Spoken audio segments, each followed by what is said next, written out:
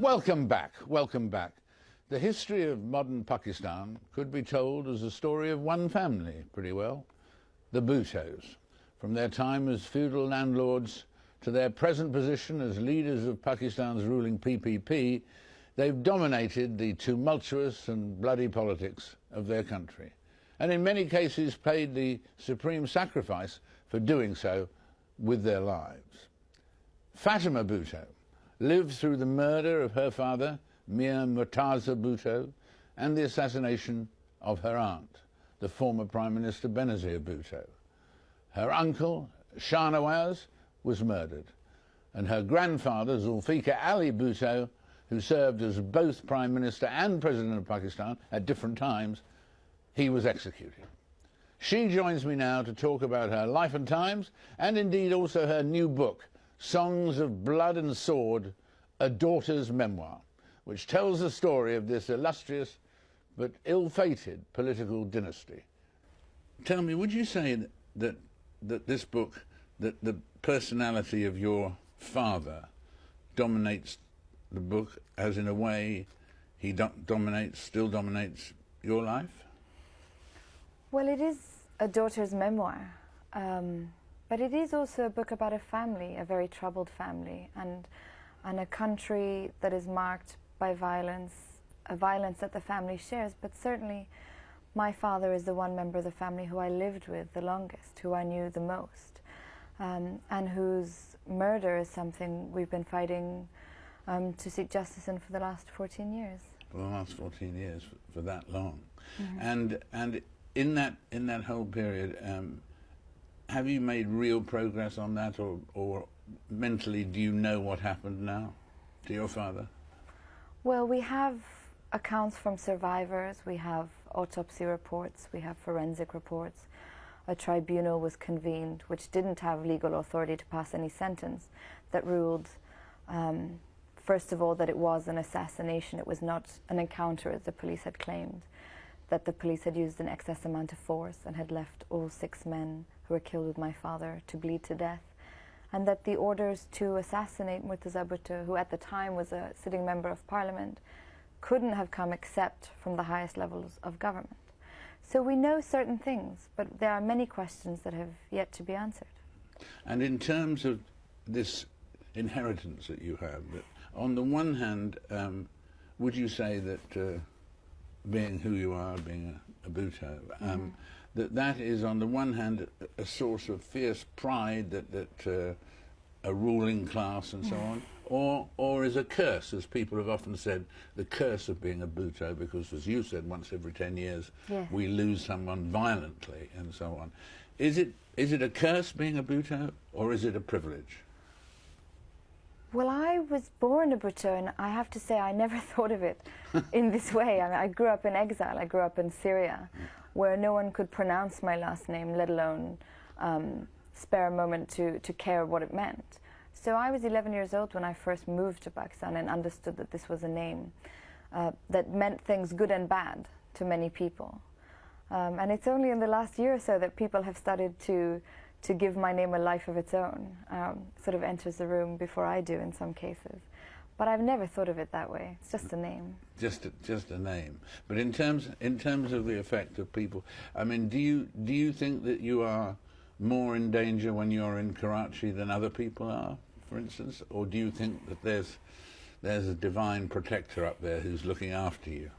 Well, I think with Songs of Blood and Sword out now, and with the current government being what it is in Pakistan, it certainly escalates the level of danger around somebody like me who is speaking out. But I think that there are many who are afraid in Pakistan now. But I also know that there are more people who are brave than who give in to that fear. So I hope I'm protected because I'm one of thousands of voices. But do you think, in fact, the people of Pakistan at this moment have got a fiercer pride in survival, or do you think they feel more vulnerable? Well, I think people have to remember that Pakistan is a young country. It will be 63 years young this year. And even with the endemic corruption and the violence and the poverty, it survives because its people are strong and they are proud of their country and they're proud of their independence. That said, it's also a country that is being bombed almost weekly by American Predator drones. And every once in a while, the Pakistani state admits that civilians are killed in these attacks, like it did this week. So we are vulnerable, but I think the people of Pakistan will always be strong, I hope, no matter... Do you think it will always be strong? Well... Or will it be overcome by other forces like the ones you're mentioning? I hope not. I mean, I think we've seen the last 20 years of Pakistani politics dominated by corrupt leadership, by incompetent leadership, by foreign interference, whether it was America in the 80s or America now. And somehow the Pakistani people have persevered against the greatest odds, I think. And in terms of your family, where you've got your uncle, your father, your aunt, and onwards through the list of people who've been once every 10 years or whatever, you lost a powerful member of your family and so on, does that indicate that, in fact, to rule or to be a ruling class in Pakistan is actually not a source of power, but a source of danger? Well, that's a very important point. South Asia in general, whether you're looking at Sri Lanka or Bangladesh or India, Nepal, Pakistan, all these countries, all these newly independent countries have a history of political assassinations. And it's a history that includes very public figures or very public members of a ruling family. But also there are thousands of people killed every day that are journalists and activists by the state. I think, unfortunately, it's something all our countries have in common. And power doesn't protect, in fact, we've seen. And so, therefore, that phenomenon will go on, that there will be a pattern of violence that is going to be continued and not, as far as you can see, stopping. Well, unless we change the means of power. All these countries, I think, have been dominated by two ruling parties or two ruling families or two ruling classes, very exclusive groups of people. We don't really have participatory democracy in any of these countries. If that changes, then I hope the violence changes, and certainly power. And could that, you've said no in the past, but could that participatory democracy persuade you to become a full-time member of the political classes? Unfortunately, dynasty, I think, negates participation. It's an exclusive system. And if we really believe in participation, then we can't perpetuate a system that limits it. But what about Pakistan? Is it, as we touched on earlier, are there gloomy portents? Or do you think Pakistan could somehow recover from its current rather struggling situation? Certainly, it can and it will, and it should recover. There should be a lot of hope in Pakistan, but we have to acknowledge that the system of government and that these same people, who we have seen off and on for the last 20 years, have failed. It's time for them to move on. What else are you going to do, though? Would you still like to avenge your father's death? Well, Songs of Blood and Sword for me is not about vengeance, it's about justice. And justice for me is never about blood or about the cycle of violence, it's about memory. That's a very, very good summary. Good luck with your crusade for justice and so on, and thank you for being with us, Fatima. Thank you very much. Thank you. Next year will mark the 70th anniversary of the German invasion of Russia, an event which changed the course of the Second World War.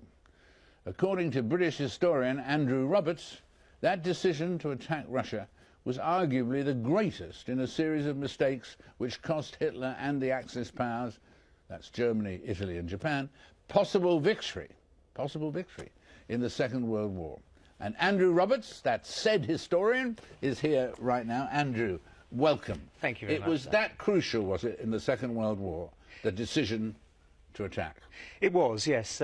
It's an amazing statistic, but for every 5 Germans killed fighting in the Second World War, by which I don't mean bombed from the air, I mean killed on a battlefield, 4 of them died on the Eastern Front. So, in effect, the British and the Americans only really, in a sense, killed the 5th German. The rest of the great victory was won in Russia. That's a stunning statistic. And how much of a strategic mistake was it? Well, it was a massive strategic blunder. He shouldn't have attacked when he did. However, there is a way in which it's possible to see Hitler being victorious in Russia. How could he have won? Well, he should have knocked us out of the war. If he attacked Russia with 3 million men. If he had had a tiny proportion of that go off, a fraction of those men to go off to North Africa, he could have forced Britain out of Egypt. The Battle of El Alamein was fought 60 miles within the Egyptian frontier. Then he could have taken Iran and Iraq. There were virtually no divisions to prevent him. And then after that, of course, he could have prevented us from having, Britain from having 80% of its oil, which would have meant that we could no longer have driven our ships and aircraft and tanks. And so, I mean, that event, I mean, if that had happened, that scenario, I mean, would that have been lasting outcome that you've just listed? I mean, a lasting victory for the Axis powers that would have lasted as long as now? I think so. It would have taken us up to the present day. Although you have to remember, of course, that although the Nazis wanted to declare war against America, America was by that stage, an America, a pretty difficult country to invade, if not entirely uninvadable. It was obviously working on the nuclear bomb, and it would have had the nuclear bomb before the Germans, so it's impossible to see too far ahead into, say, the late 1940s. But had Russia fallen, yes, the whole of Europe would have fallen under Hitler's more. But you think that somehow or other America would have had something up their sleeves, more serious than just up their sleeves, but I mean that could have come back towards the end of the 40s, perhaps? Well, they would have got the bomb before before the Germans did, and of course they were willing to use it, as Hiroshima and Nagasaki prove, and so as a result, had Hitler declared war against Germany, as he did only 4 days after Pearl Harbor, on the 11th of December 1941, and had he propagated that war, he would eventually, I believe, have lost it because of the deployment of nuclear missiles. So as we look at it now, do we judge that Adolf Hitler was a fearsome general, or when it came to strategy, Adolf Hitler was a dunce? He was a blunderer. He was exactly what Winston Churchill called him, Corporal Hitler.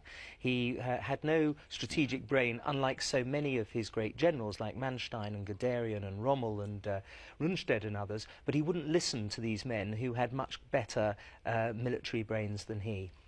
So was he mistaken or mad? Neither. He was a Nazi. The key factor, and this is something that I argue very strongly in my book, The Storm of War, is that the reason he lost was the same reason he started the war in the first place, because he was a Nazi. He believed that because his troops were superior master race fighters, they were going to be better than the Slavs, they were going to be able to crush Russia in only 5 months. As a result, they didn't get the right winter clothing, they didn't have the right tactics, and so they lost. So who comes out of the World War II as the greatest military figure? Well, I'm afraid it's a man called Marshal Zhukov, who was the commander-in-chief of the Russian armies, and his defence of Leningrad over a 900-day gruelling siege, which lost 1.1 million people, then his defence of Stalingrad, and his defence of Moscow, and then his great victory at the Battle of Kursk, and then, of course, he marched on to capture Berlin. He was, in fact, the ultimate victor of the Second World War. That is a really important, fascinating revelation. Thank you very much indeed for that, Andrew. We look forward to seeing you again. Marshal Zhukov there, the name that comes out of the World War II for Andrew Roberts. And that's it for this week. Do join me again in 7 days' time for another edition of Frost Over the World. Until then, goodbye for now.